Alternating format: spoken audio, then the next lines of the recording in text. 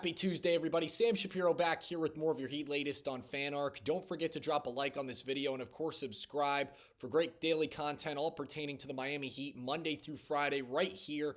Today, we're going to kick things off with another hypothetical trade package that I could maybe see Miami looking into, trying to get Rozier off of their plate to kick off the regular season. And I don't really think that ruling the Indiana Pacers out of the equation would necessarily be the worst idea in the world, just because, quite honestly, it really seems like Miami would be open to shopping Rozier for another guard or a piece that they could kind of fluctuate within the 2-3 position if they don't go for a point guard in the grand scheme of things. But just looking at some of the players 1 through 3 positions on the Indiana Pacers that are still there and really made a difference this past postseason that I could kind of see doing the same thing on Miami.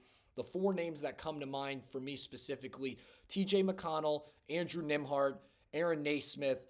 But I mean, some people might even say that Benedict Mathurin could be involved, but personally I think Indiana would be foolish to involve him in a trade involving Terry Rozier unless there was a lot of draft capital or maybe another complimentary player involved in that deal as well. But I could definitely see McConnell getting thrown into some sort of deal with Rozier. Obviously, McConnell having quite the playoff push last year, but I definitely think Miami would definitely have to include with any of those deals maybe adding some draft capital involved for some of those players, especially McConnell, really stepping up in the postseason. But I could also see him doing that on Miami, and I think that Miami really making a push to trade Rozier for a player like McConnell and then adding a pick on there as well, whether it be a late second-round pick.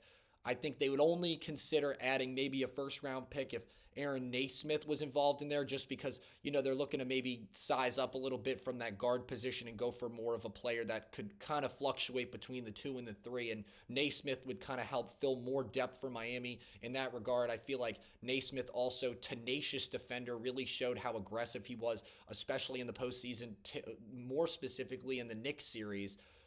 Just completely smothering Jalen Brunson in that regard.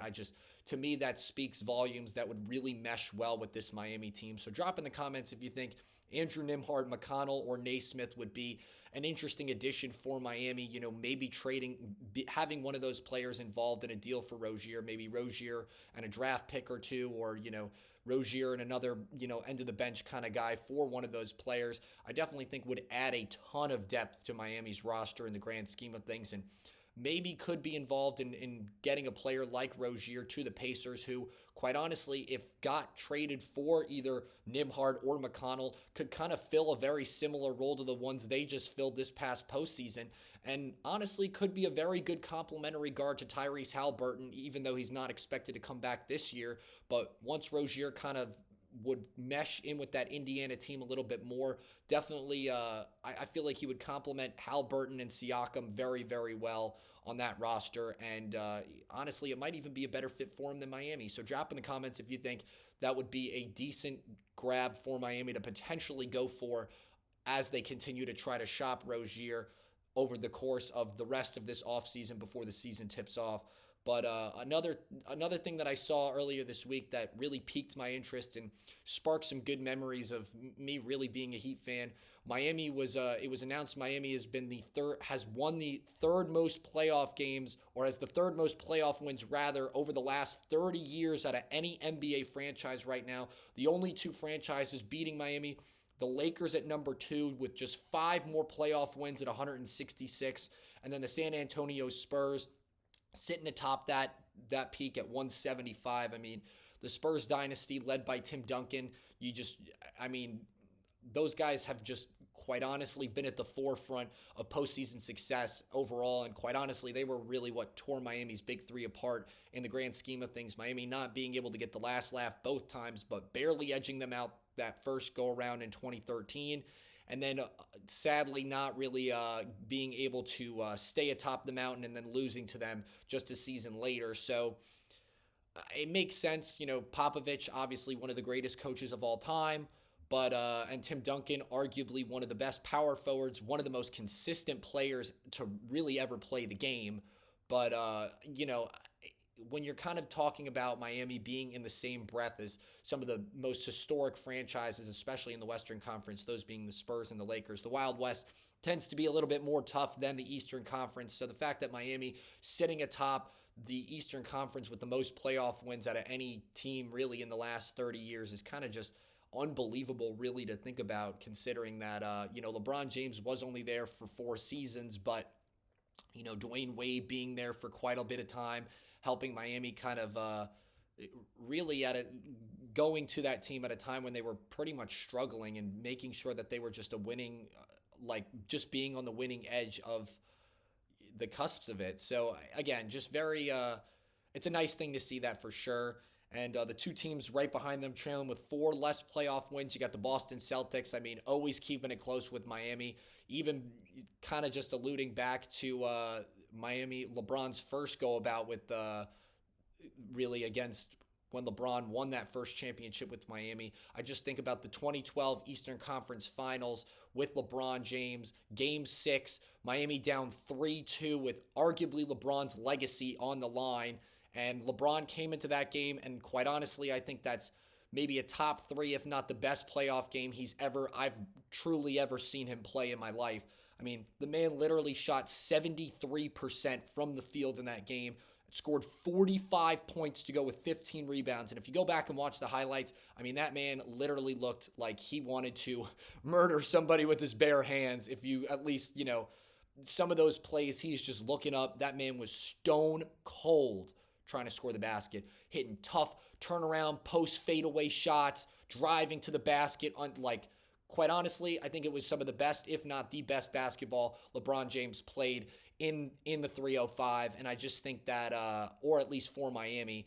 And so that's partly why when I kind of saw this list, I just thought about, one of LeBron's greatest performances in his entire basketball career was in a Heat jersey in that Game 6 against Boston. They'd go on to win that game, and then they'd go and win Game 7 before beating the Thunder in the finals. But, I mean, LeBron doesn't come out in that game and score 45 and shoot 73% from the field. I mean, come on. It's just a cold-blooded performance. And when you see that Miami's got the 3rd most playoff wins out of any franchise in the last 30 years, it's because of performances like that. So definitely brought back some good memories looking at that. Obviously, making a lot of good runs these past couple of years with Jimmy Butler added to the total, obviously, especially getting the last laugh over Boston in a couple occasions. But the one that really stuck out to me was 2012 and LeBron's 45-point performance in that as well. And speaking of performances that Heat fans can definitely look forward to looking at internationally is the EuroBasket tournament. Miami's got 3 players that are participating in the action going on over there as well.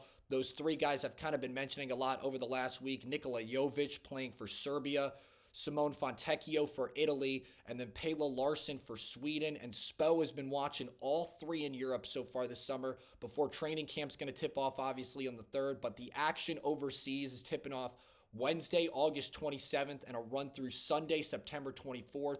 Now, the group stage games will be held in Latvia, Finland, Cyprus, and Poland, with the knockout rounds being held by Riga, Latvia, and Serbia, including Jovic in there. Italy and Sweden all will play their first games between August 27th and 29th, so that'll be the opportunity to see Fontecchio and Larsson also kind of ball out in those games, but very exciting. I've kind of mentioned over the last couple of episodes, just really exciting to see Miami having a good chunk of their roster at this point. When you think about 3 players, you look at a 15-team roster, that's about roughly 20% of your roster playing overseas with international talent. And we've talked about on the channel just how Jovic was outperforming guys like Jokic and Luka Doncic in one of the previous games. So obviously that was kind of just an exhibition game, kind of just testing the waters, making sure that international play was kind of warming up just a little bit in preparation for the EuroBasket tournament. So again, just very exciting to see Miami bolster international talent playing at such a high level. And then, hopefully it's just a little taste test to see what we're going to see, especially out of some of the rotational guys for Miami this upcoming season.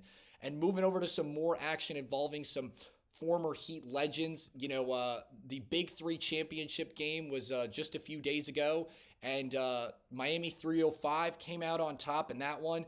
It was, I like to say I kind of manifested this earlier when I was talking about Mario Chalmers just a few weeks ago, really talking about what it would mean to him winning this championship. And quite ironically, he hit the game-winning three-pointer that ultimately got Miami 305, the Big Three championship win over the Chicago Triplets, 52-48 in that game. Michael Beasley, the MVP, leading the charge for Miami as he scored 25 and added 12 rebounds to go with that. And then Lance Stevenson being a great supporting cast member in that game with 14 points and 9 rebounds. But Mario Chalmers, despite only having 5 points in that game, he hit the shot that counted and got Miami over the hump. So 2 Heat legends really sealing the deal in that game. And it was, it's always just really exciting to see players that have kind of left some sort of impact. More Mario Chalmers, I would say, than Michael Beasley, but 2 players that had really left their mark on Miami in some way, shape, or form throughout their NBA career, continuing to extend their careers through this Big Three league. And to see them bring home a championship for another Miami-based team, also formerly playing for the Heat, was a really exciting thing to say. And I had mentioned this before now. Mario Chalmers is a certified champion pretty much at every level he's played at. A 2-time state champion in high school, then winning an NCAA title with the Kansas Jayhawks, and then winning 2 NBA titles with the Miami Heat back in 2012 and 2013, and now winning another title with a Miami-based team, this Big Three championship over the course of this weekend. So again, just very exciting to see that those Miami players continuing to bring home some hardware in a South Beach-based team. Well, that's going to do it for today's episode of Your Heat Latest. Don't forget to drop a like on this video and, of course, subscribe for daily content all pertaining to Miami Heat culture. Thanks so much for joining us. Have a great Taco Tuesday, everybody.